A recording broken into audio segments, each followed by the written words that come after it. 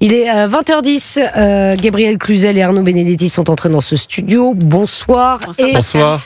Je reçois ce soir Sébastien Chenu. Bonsoir. Bonsoir, vice-président du Rassemblement National, député du Nord également. On le rappelle, vous êtes aussi un élu de terrain, Sébastien Chenu.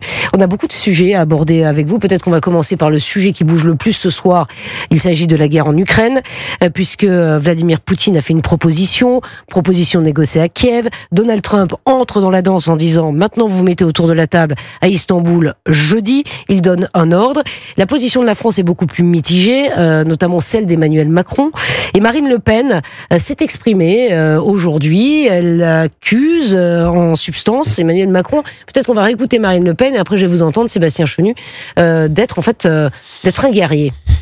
Je n'arrive pas encore à déterminer si Emmanuel Macron veut véritablement œuvrer à la paix. J'ai plutôt le sentiment depuis déjà un certain nombre de mois qu'il prépare plutôt la guerre. Donc c'est là où est l'ambiguïté en fait de son comportement. Mais s'il veut œuvrer à la paix, je pense que toutes les voies sont la bienvenue pour obtenir la fin de cette guerre épouvantable dont je rappelle que derrière les postures des uns et des autres, ce sont des centaines de milliers de jeunes gens qui ont été tués, qui ont été blessés, mutilés.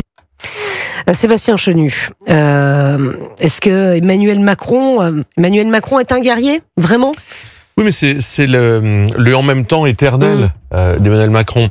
En même temps, je dis un jour que je veux la paix, et en même temps, je dis un jour que j'augmente les sanctions qui ont montré d'ailleurs leur inefficacité sur la Russie. Et ce en même temps, eh bien, qu'est-ce que ça a comme conséquence ? Ça ne fait rien avancer.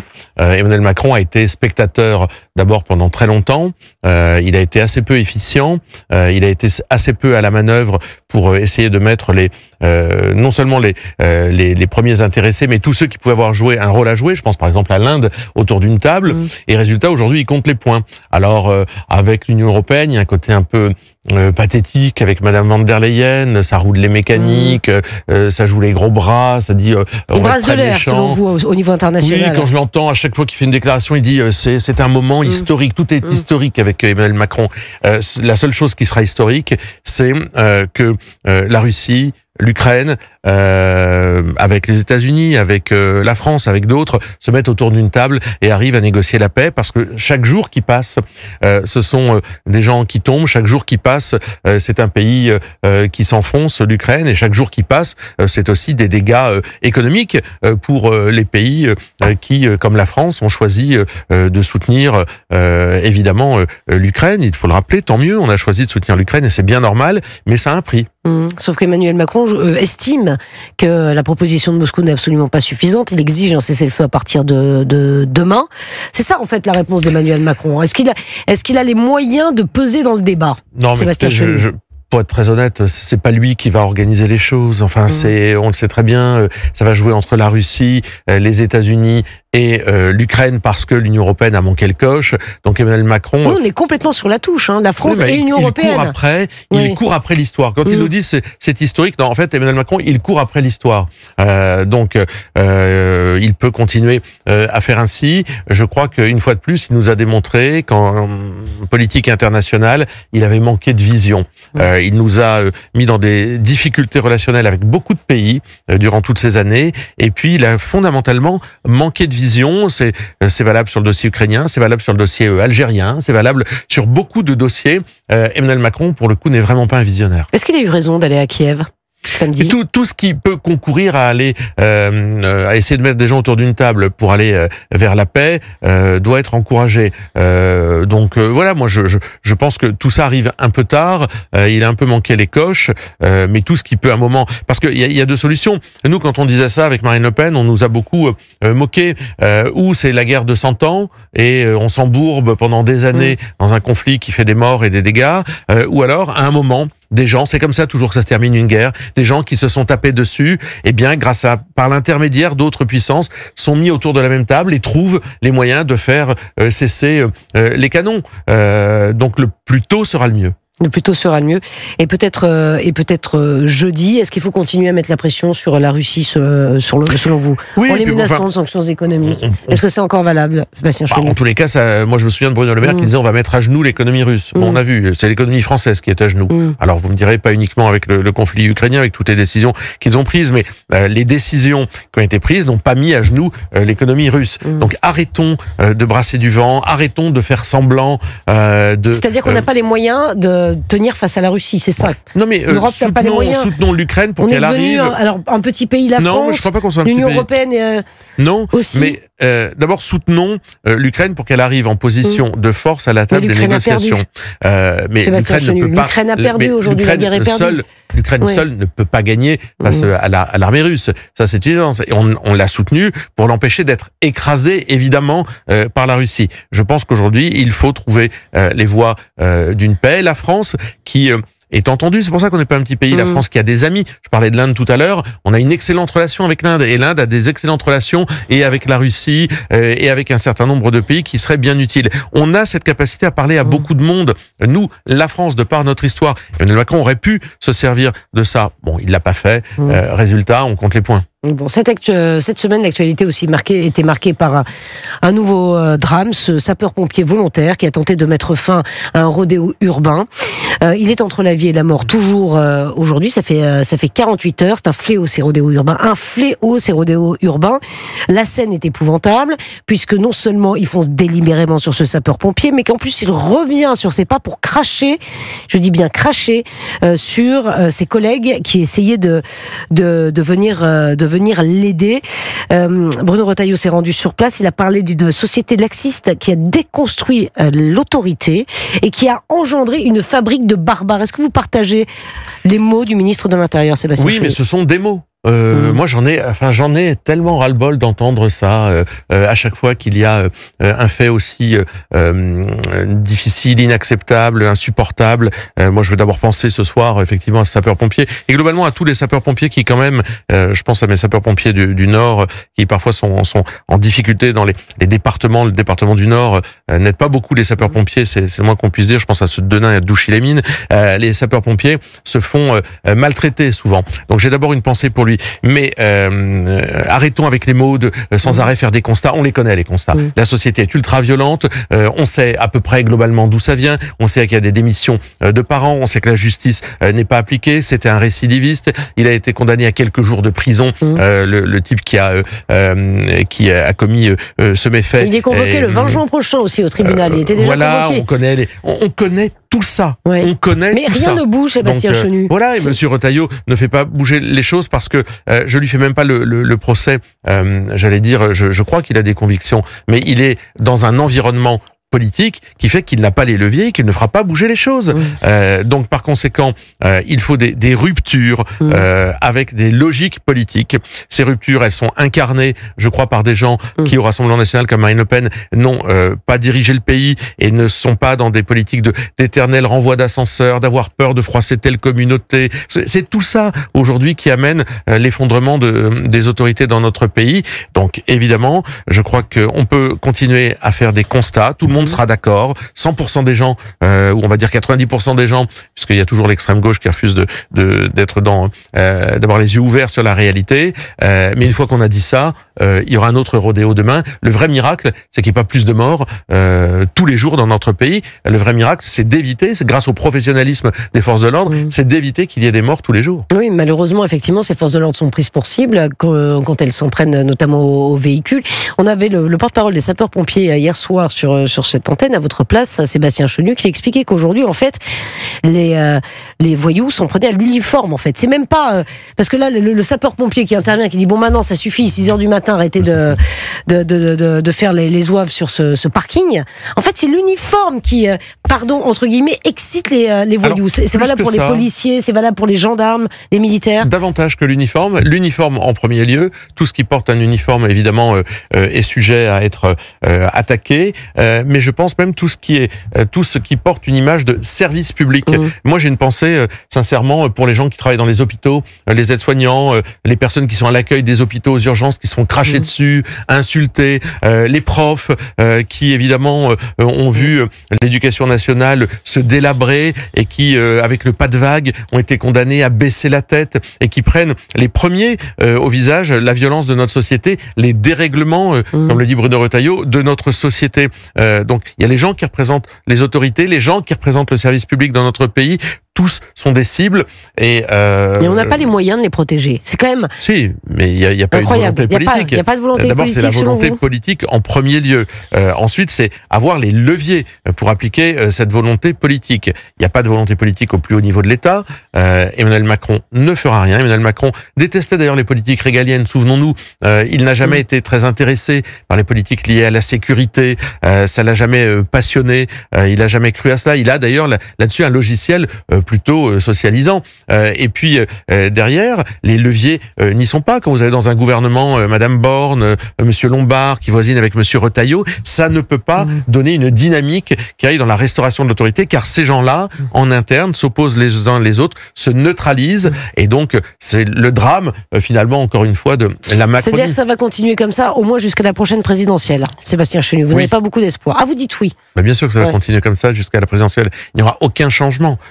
Les chiffres sont terribles. On n'a jamais eu autant de rodéos dans notre pays. On n'en a jamais eu autant. On n'a jamais eu une société aussi violente. On n'a jamais eu une société aussi communautarisée. Mais ça aussi, je pense que il y aura pas de changement, parce que quand on ne s'attaque pas aux tabous qu'on ne veut pas traiter, les questions d'immigration qui ont un lien avec l'insécurité, quand on ne veut pas traiter les questions de politique pénale, que quand on condamne des gens, on les condamne pour protéger la société de leur violence. Ils doivent être derrière les barreaux et n'en pas sortir un certain temps. Mais non, tout ça n'existe pas. Quand on a des repères qui sont tellement flous que des députés du bloc central macroniste défendent la consommation de la drogue, qu'est-ce que vous voulez ensuite qu'un Retailleau, un garde des Sceaux ou quelqu'un vienne dire il faut restaurer l'autorité, quand le bloc central qui les soutient, vous avez des parlementaires qui déposent des propositions de loi dépénalisant un certain nombre de drogues. Donc évidemment que ça va continuer. Bon, ça va continuer. Gérald Darmanin lui a adressé une circulaire au procureur de la République pour leur demander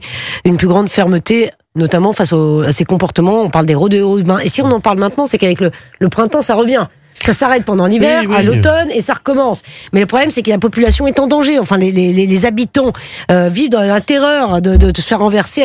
C'est déjà arrivé. Cette petite fille de je ne sais plus quel âge, qui est 7 ans exactement, qui avait été tuée par un malade. Donc les préfets peuvent agir, je ne sais pas, il faut saisir les véhicules. Darmanin, écoutez, ça fait 8 ans qu'ils sont au gouvernement. Maintenant, c'était pas la faute des autres, c'est pas la faute des prédécesseurs, qui ont aussi leurs responsabilités d'ailleurs, mais ça fait 8 ans. Quand Darmanin nous dit il n'y a pas de safe place, d'endroit sécure dans notre pays. Est-ce qu'il a raison de partager ce point de vue ? Il répète non seulement une évidence, mais enfin, il n'est pas spectateur, il est acteur. Il n'est pas acteur depuis hier, il est acteur depuis 8 ans. Il a été ministre du budget, il pouvait lutter contre la fraude sociale et fiscale. Il a été ministre de l'Intérieur, il n'a pas eu les résultats probants. Il est garde des Sceaux, c'est pas juste en enfermant 200 délinquants, narcotrafiquants qu'on résout le problème. Nous, on a voté ça, donc je ne critique pas cette mesure-là, mais enfin, Darmanin, c'est un acteur de la faillite. Donc aujourd'hui, il vient constater la faillite qu'il a suscité. Bon, quand on est dans ces situations-là, sincèrement, on plie les gaules.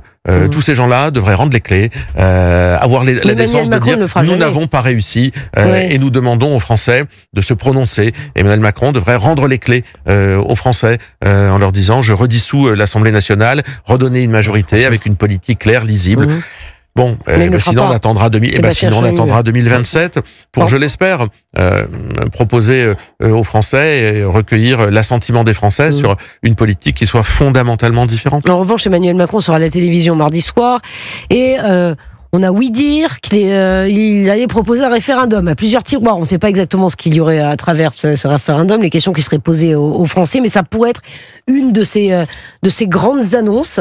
Vous en pensez quoi ? Parce qu'il avait promis de faire des référendums, il n'en a pas fait. Bon, il a beaucoup promis, Emmanuel Macron. D'abord, c'est un président qui n'a pas gouverné en faveur du peuple. Emmanuel Macron, c'est un président qui a gouverné toujours contre le peuple. Souvenons-nous des gilets jaunes, les cahiers de doléances, puissances qui aujourd'hui servent à caler les armoires des préfectures, l'utilisation mécanique du 49.3, la République des experts pour court-circuiter souvent les élus, qu'Emmanuel Macron a toujours vu comme des empêcheurs de tourner en rond. Tout ce qui représentait le peuple, pour Emmanuel Macron, était suspect. Il déteste les élus, c'est pas ce que c'est. Moi, j'étais dans ma circonscription cet après-midi, ce matin, à Douchy-les-Mines, à la Sentinelle. Bon, les Français ne parlent pas des référendums, hein. Non. Et encore moins d'un référendum sur l'utilisation des écrans. À la limite, si on leur demande quel sujet vous voulez pour un référendum, ça va être immigration ou retraite. L'idée de François Bayrou, vous en pensez quoi, un référendum sur le budget? Mais on n'a pas besoin d'un référendum sur le budget, on a besoin que l'État fasse des économies là où il peut et doit en faire. Qu'est-ce que c'est que cette histoire d'aller quelque part se défausser? Et puis, le budget, c'est un exercice sérieux qui se construit, qui s'amende. D'ailleurs, ça s'amende tellement que si les députés du Rassemblement national n'avaient pas mis la pression, aujourd'hui, ils auraient désindexé les retraites. Donc ça veut dire que c'est utile, le travail du Parlement. C'était une proposition farfelue de François Bayrou, selon vous, sur le référendum, sur le budget? Oui, enfin, je comprends pas la logique de cela, si ce n'est que... Parce qu'il est bloqué, il trouve pas de solution, donc il se dit... Oui, mais donc on rend les clés quand on est bloqué. Non, mais c'est cette espèce de manipulation qui consiste à essayer de feinter, de court-circuiter, de tourner autour du pot. Quand on n'a pas de solution, on a l'humilité de le dire aux Français. Mais de toute façon, ils sont pas là pour avoir des solutions. Monsieur Bayrou, il est pas là pour avoir des solutions. Il est là pour durer. Si vous lui dites, vous êtes Premier ministre pendant 15 ans, à une seule condition, c'est de ne rien faire, il signe tout de suite, il est d'accord. C'est vraiment son unique obsession. Donc, ils n'ont aucune solution. Ils ont ruiné le pays. Ils refusent de s'attaquer aux dépenses manifestes de l'État. Les agences d'État, c'est l'IFRAP qui citait, c'est 80 milliards d'euros d'économies possibles. On va pas tout sabrer, on va pas tout fusionner, on va pas tout arrêter. Enfin, on cherche 40 milliards.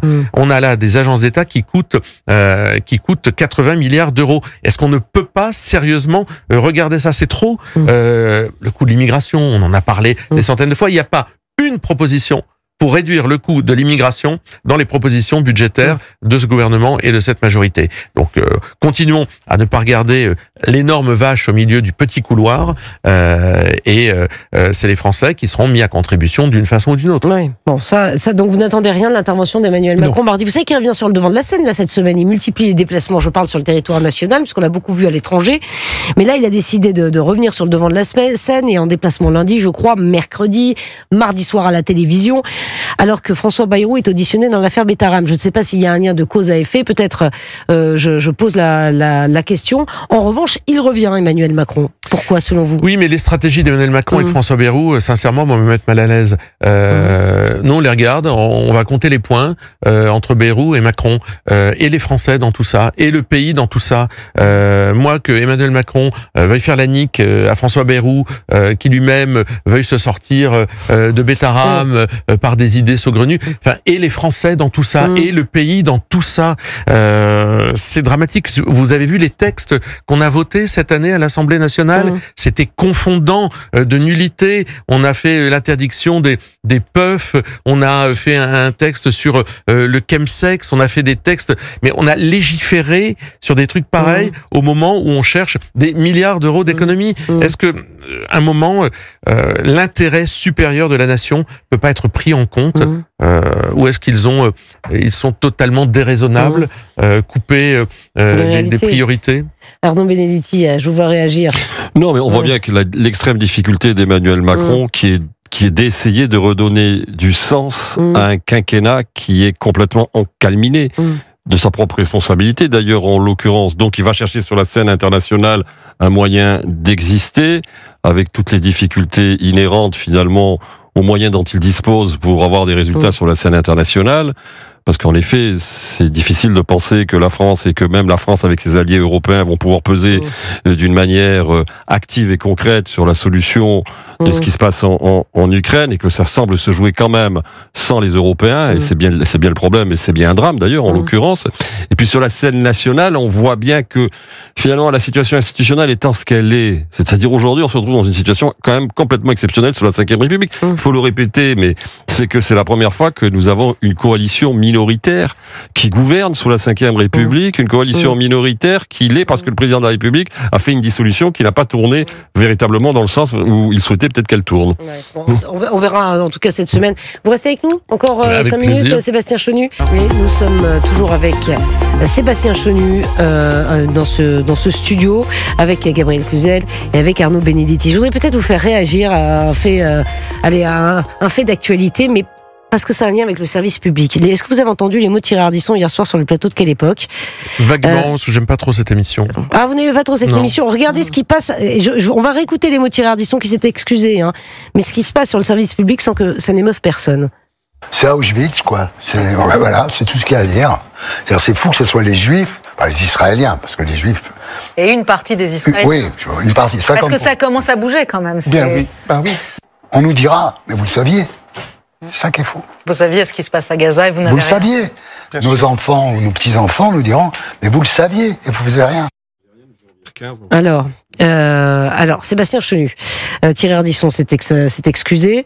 L'émotion était trop forte, dit-il, mon propos exagéré. Je prie mes amis juifs de bien vouloir me pardonner. Je précise ça. Sauf que c'est une émission enregistrée, me semble-t-il. Quelle époque ? Comment un tel propos sur le service public peut-il passer sans que ça n'émeuve personne ? Je préfère mettre sur le compte de l'immaturité politique ou la déconnexion politique d'un Thierry Ardisson ce genre de propos que je trouve parfaitement, évidemment, scandaleux. L'utilisation de la Shoah dans le débat public, à tort et à travers, me semble être un véritable danger et un véritable problème. On devrait avoir, évidemment, pour principe partagé par l'ensemble de la classe politique, de ne jamais utiliser, comparer la Shoah avec tout autre événement. La Shoah est incomparable, elle ne doit pas être utilisée à tort et à travers sur les plateaux de télé par des gens qui sont quand même plus proches de clowns que d'autres choses. Et je pense que, évidemment, ces propos sont intolérables, mais encore une fois, on les laisse passer ainsi, c'est que ça doit plaire à certains, c'est que ça doit faire plaisir à certains. C'est le service public qui est pointé du doigt, parce qu'au-delà de Thierry Ardisson, qui est revenu sur ses propos, c'est une émission montée.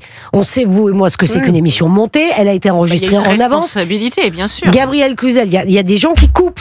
L'émission, elle est coupée. Quand c'est en direct, ça on dérange connaît personne. les règles. Quand c'est en direct, les animateurs sont censés recadrer. En l'occurrence, ça n'a pas été le cas. Mais en plus, dans la mesure où c'était monté, le principe est de dire après coup, bon, écoutez, là, ça a été dit peut-être sous le coup de l'émotion, puisque c'est ce qu'il dit, il faut l'enlever. Eh bien, ça n'a pas été fait. Donc moi, je serais intéressée par la réaction de l'ARCOM, non ? Je sais pas. L'ARCOM, mais Maître Golnadel va saisir l'ARCOM. Exactement, parce que le service public, je dirais, a une responsabilité en plus supplémentaire, parce que c'est le service public, évidemment.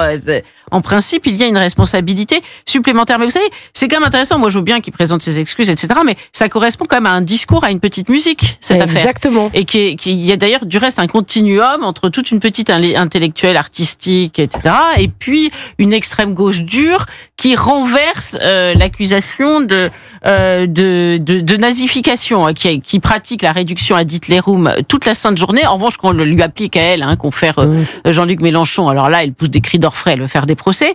Mais c'est quand même intéressant de voir du reste la jeunesse de tout ça. Parce qu'au début, souvenez-vous, avec SOS Racisme, je crois que c'est Max Gallo qui racontait ça, la petite main jaune, elle a été calquée sur l'étoile jaune. On s'est dit, voilà, finalement, la figure de l'immigré, les racisés, victimes de racisme en France, remplacer la figure du juif. Donc c'était une forme de banalisation déjà. Et maintenant on inverse, c'est-à-dire que c'est le Palestinien qui est dans la figure du juif et le juif dans la figure du nazi. Alors il a utilisé le mot israélien quand même, parce que j'ai un peu écouté, pour pas jeter l'opprobre sur les juifs de façon générale, mais néanmoins on voit la signification. Et ce petit discours-là, on l'entend monter depuis longtemps, depuis le 7 octobre. C'est ça qui est complètement fou quand même, parce que quand même revenir à la genèse de ce qui se passe aujourd'hui à Gaza, et ça n'empêche nullement de déplorer les morts qu'il y a là-bas, les familles qui souffrent, etc. Mais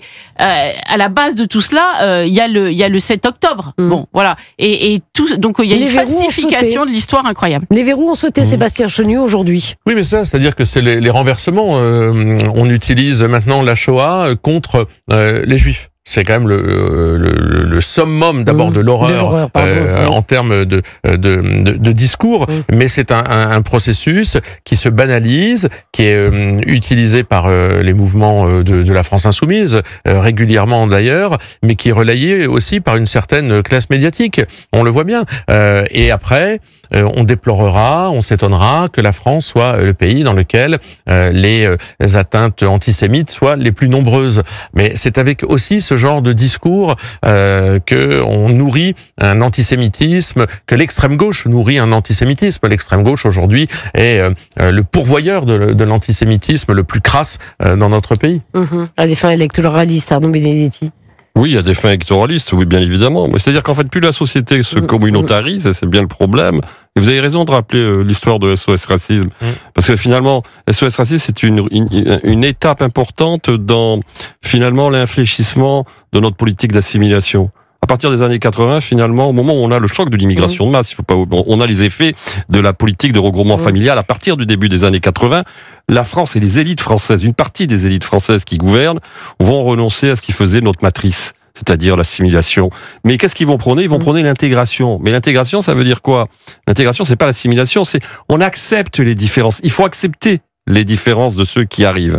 Et donc, vous avez bien, là, dès le début des années 80, finalement, le processus qui va progressivement travailler à cette communautarisation de la société française. Ensuite, bon, clairement, on voit bien que, si vous voulez, ça n'a pas un impact marginal, malheureusement.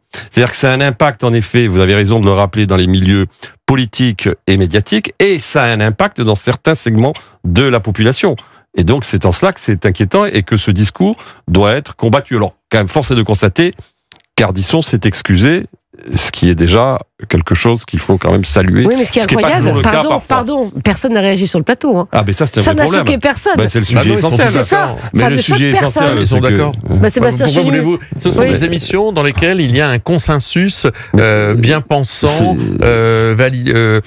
soumis à la doxa mais ça devrait être mal de pensant, gauche. là, en l'occurrence. Ils sont tous d'accord. Et ils s'étonnent que des gens ne soient pas d'accord avec eux. Mais on les voit, nous, à l'Assemblée nationale, ils vous donnent la leçon, ils vous font la leçon, ils vous expliquent que... non, mais ils sont persuadés d'être, c'est l'éternel camp du bien. Je rebondis sur ce que disait Arnaud Benedetti, effectivement, avec ces changements dans les années 80, mais c'est aussi le changement de matrice de notre pays. C'est-à-dire que peu à peu, on abandonne le modèle républicain et influencé aussi par les pays anglo-saxons, on se dirige vers un modèle communautariste dans lequel, aujourd'hui, on est largement avancé. Et l'importation d'un certain nombre de mécaniques qui aujourd'hui parlent plus de l'intégration que de l'assimilation, elles sont aussi venues de modèles anglo-saxons, en disant venez comme vous êtes, et puis vous faites partie d'une communauté et on va vous donner des droits spécifiques. Ben nous, c'est pas ça. Nous, on dit pas aux gens venez comme vous êtes, on vous aurez des droits spécifiques. On dit tout le monde ici a un certain nombre de droits et de devoirs, et vous êtes comme vous êtes, mais vous vous assimilez à ces droits et à ces devoirs qui ont été pensés au nom d'un idéal qui repose sur le triptyque qu'on connaît. Mais l'intégration, c'est finalement, quand on y réfléchit, c'est pas seulement une version dégradée de l'assimilation, c'est presque le contraire de l'assimilation, parce qu'on inverse la charge de l'effort, si j'ose dire. C'est-à-dire que l'assimilation, c'est vrai que ça demande un effort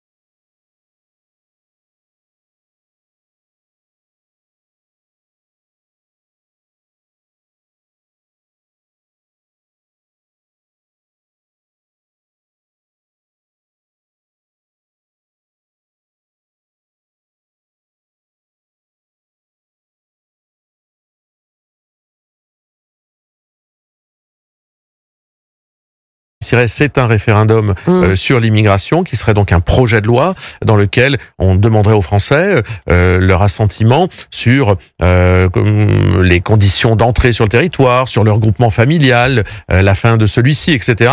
Et je pense qu'on enverrait donc un premier signal qui est un changement de politique en matière migratoire. On s'attaquerait, je crois, au fondamentalisme religieux sans faiblesse. C'est-à-dire que l'interdiction des frères musulmans, on dit oui, mais ils n'ont pas de bureau, ils n'ont pas de vitrine, etc. Enfin, on interdit dans notre pays, et tant mieux, des idéologies telles que le nazisme. Ils n'ont pas de bureau, ils n'ont pas de vitrine. C'est interdit de se réclamer du nazisme dans notre pays, et tant mieux, et heureusement, et d'en avoir les signes représentatifs.